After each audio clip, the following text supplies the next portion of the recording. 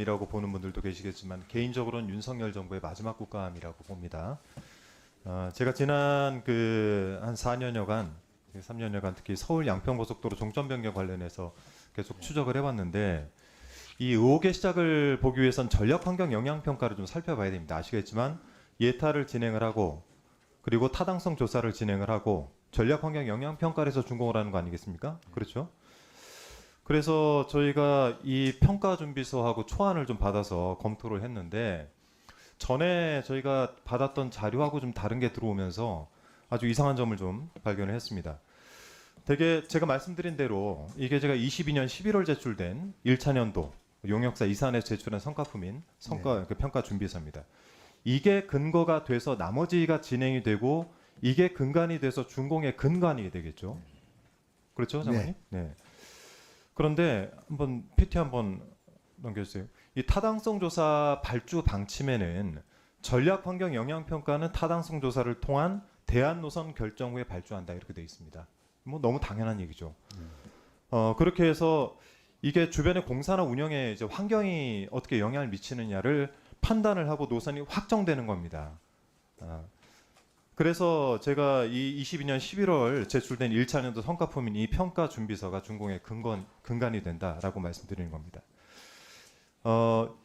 23년도 7월에 이 문제가 불거졌던 시점에 언론에서 이 전략환경영향평가서에서도 종점이 강상면이다 이런 보도가 있어가지고 저도 사실은 이거를 찾다가 굉장히 좀 답답한 상황이었었는데 두 번째 페이지를 한번 넘겨주시겠어요? 최근에 저희가 확보한 이 22년도 11월 첫 번째 이 준비서에는 과업 지시가 어떻게 내려가 있냐면 종점을 양평군 양서면으로 하고 있습니다. 두 번째 페이지 주세요. 그리고 이 보고서에서 넘겨주세요. 이 보고서에서도 계획의 목적 및 계획에 양평군 양서면을 종점으로 한다라고 기재가 되어 있습니다. 그러면 앞으로 이 부분들, 즉 타당성 조사 결과가 반영이 돼서 이 전략환경 영향평가가 만들어졌다고 한다면 이대로 종점은 변경되지 않은 상태에서 쭉 진행이 됐어야 되겠죠. 네. 그런데 그렇지가 않습니다. 제가 시간들 한번 말씀드려 볼 테니까 쭉 한번 따라와 보시면 좋을 것 같습니다. 22년 3월 9일에 윤석열 씨가 당선이 되고 3월 29일에 타당성 조사 용역 계약이 체결이 됩니다. 인수위 당시겠죠. 특검에서는 김호 서기관이 강상면 종점을 최선 노선으로 하는 대안으로 가져온 편의를 봐주겠다 이런 그 이야기도 하지 않았습니까? 5월 10일에는 윤석열 취임하고 원희룡 전 장관이 5월 16일에 취임을 하는데요. 5월 24일에 용역업체가 국토부에 착수 보고를 합니다. 뭐라고 보고를 하냐면 종점 대안은 강상면이다 이렇게 보고를 합니다. 5월 27일에 전략환경 영향평가 용역이 발주가 되는데요. 여기는 대안노선 결정 전이겠죠. 전입니다. 암묵적으로 결정되지 않고서는 전략 영향평가 용역이 발주가 될 수 없죠. 일단 여기서 국토부의 행정 오류가 생긴 겁니다. 이산에서 용역사, 그러니까 전략환경 영향평가 용역사 이산에서 이 준비서를 제출하면서 양서면이라고 했던 건 예타 결과와 같은데 그러니까 22년 12월 28일 이때 이산에서 전략환경 영향평가 준공개 1차를 제출을 해요. 네. 이 자료는 제가 못 받고 있습니다. 이 자료 한번 찾아봐 주시고요. 23년 1월 13일에 환경영향평가 협의회가 구성이 되는데 2월 6일에 이 협의회 위원들에게 평가 준비서 심의 요청이 들어갑니다. 이 자료예요. 이때 종점은 또 바뀝니다.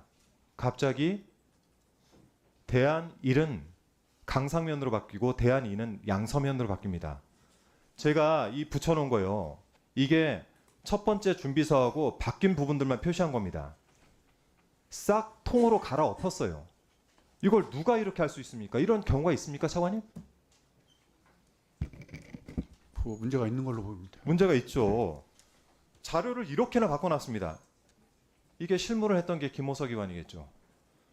자, 그래서 제가 말씀드리고 싶은 거는 이 전반적인 고속도로 종점 변경과 관련해서 가장 근간이 되는 전략환경 영향평가 이 부분을 누가 도대체 왜 이렇게 갈아엎었는지에 대해서 네. 국토부는 반드시 내부 감사를 해야 됩니다.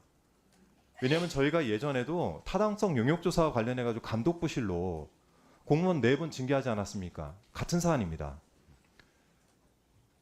근데 또 하나는 넘겨주세요. 김호석이 관이 이 모든 계획을 세우고 강상면 종점안을 최저간으로 만들고 도로 정책과에서 도로 건설과를 이동을 해요. 이게 뭐겠습니까? 가서 준공하겠다는 거죠.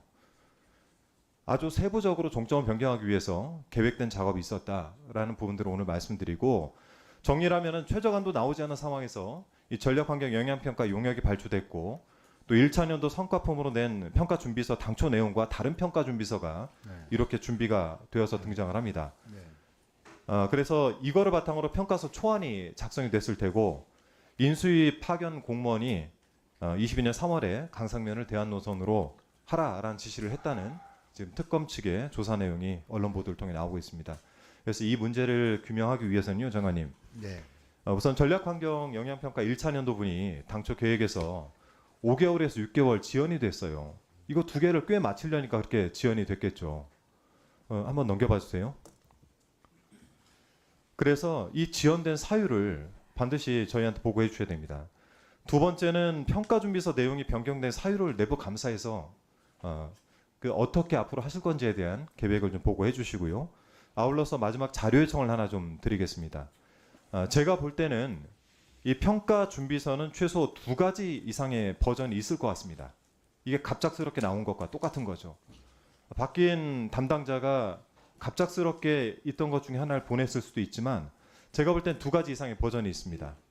오늘 보신 것처럼 국토부 내에서 조사를 하셔서 이 보유하고 있는 평가준비서 다 찾아내셔가지고 오늘 끝날 때까지 이 부분들 꼭 좀 다 제출해 주시기 바랍니다. 그래야 이 문제가 해결이 될 수 있습니다. 네, 해주시겠죠, 장관님? 예, 최대한 지금 찾아보도록 하겠습니다. 네, 이상입니다.